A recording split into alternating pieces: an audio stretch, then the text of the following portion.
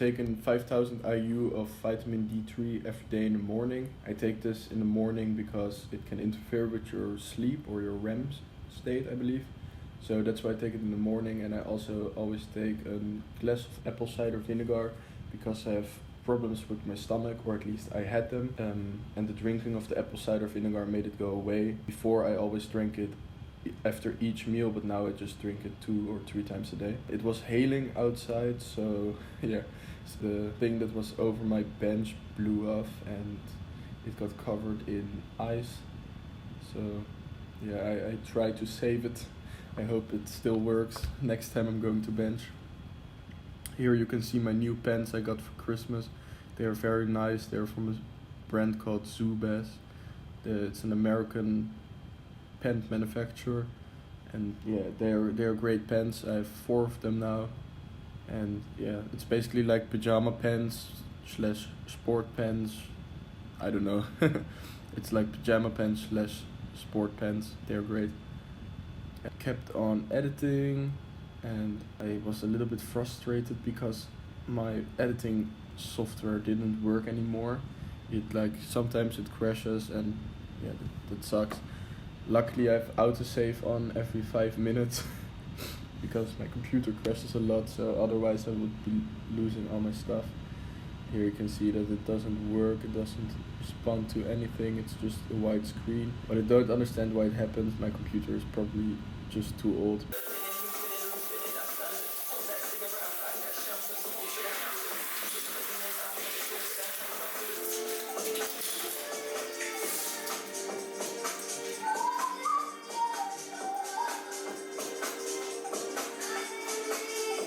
These are the new supplements I got for Christmas: krill oil and digestive enzymes. I just finished reading. I read for around an hour or something like that, and yeah, I only have 30 pages left in Fight Club, and then it's basically done. I wanted to read it in a week. I actually reached my goal, and that's nice. Well, I didn't reach it yet, but if I read 30 pages tomorrow, I've reached my goal of reading the book in a week. I'm also almost done with the editing. It takes me a long time. I don't know how people who make daily vlogs do it. They probably have an editor, but it feels like I'm editing the whole entire day.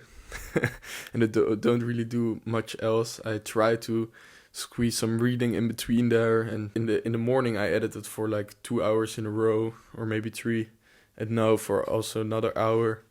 But yeah, it's just I'm editing a long time. Now I will train legs, and when I'm done with the leg training, I will finish the editing, and I hope I can upload the video on time so I can finally go to bed on time because I didn't sleep on time yesterday because the video had to export, and yeah, it just took very long.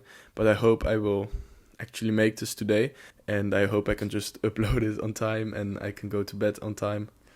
But yeah, that's the plan for now. I will train now.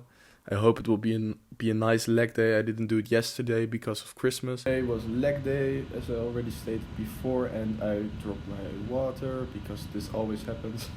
I never put a lid on top and it always falls over. But yeah, that water is a problem for future Ben. And yeah, I did hamstring curls, also 1.5 reps, as I always do with these bands.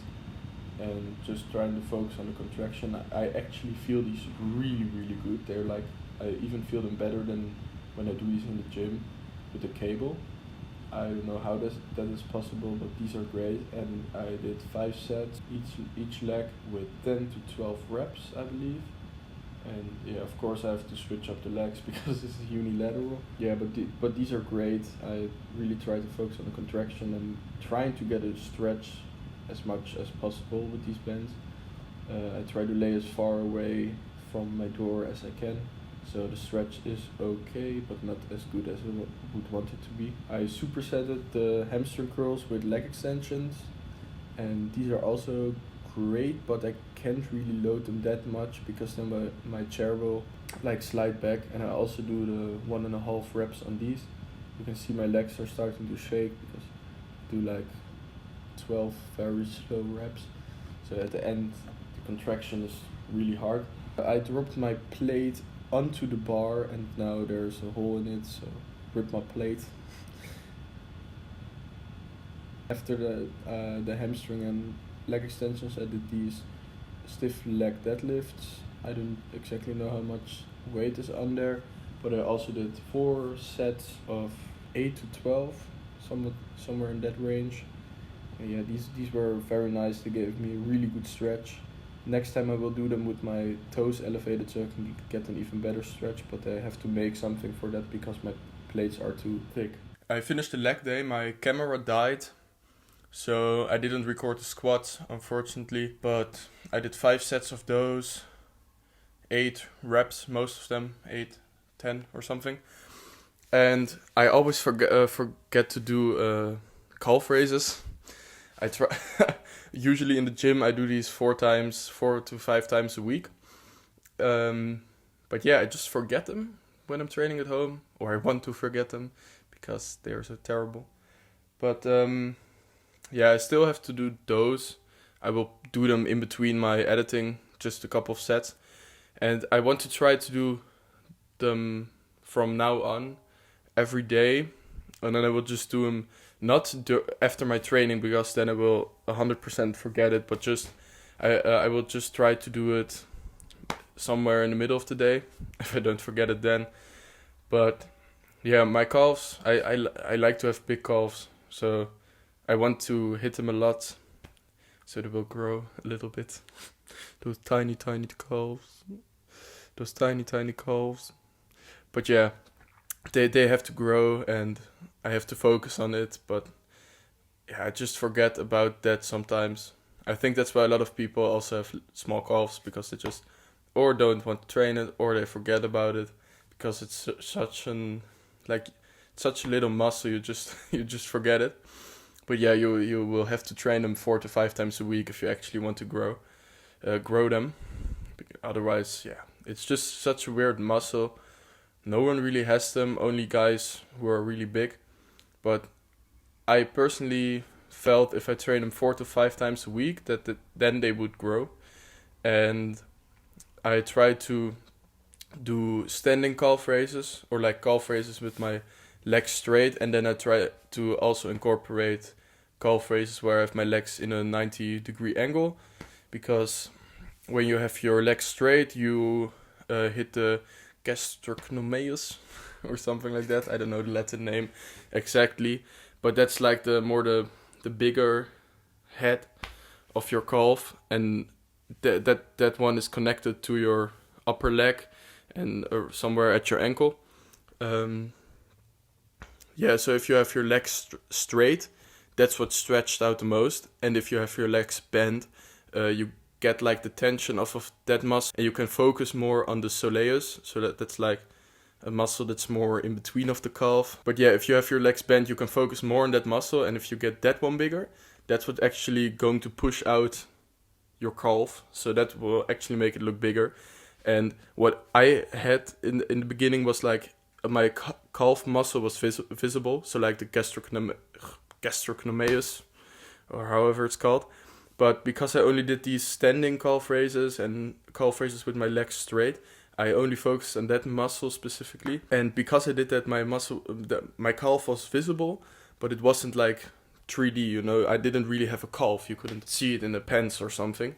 But by doing those 90-degree angle calf raises, it pushed that muscle out, and now I have more like this shape in my lower leg.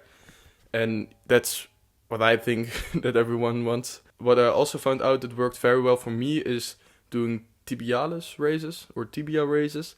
And I got this from the Mountain Dog, from John Meadows. But it's just your shin muscle basically, and that's what you're trying to train with that. And it just like gives you a fuller look around your whole lower leg, and that just makes it more 3D and basically makes your calf more prominent. What I forgot to mention is the sets where I do it with a straight leg. I try to be in a higher rep range, so like 8, at least 8, but I would say more like 10 to 20 reps. And then the ones where I have my leg in a 90-degree angle, I try to do lower reps, so 4 to 8. You have to figure something out for yourself. Like, I can't really advise you any rep ranges. This is just what I found out to be working for myself. But I feel like with the lower reps, the soleus grows more. I read this somewhere and I tried it out and I found out it worked better. And that's why I do that. You have to figure something out for yourself.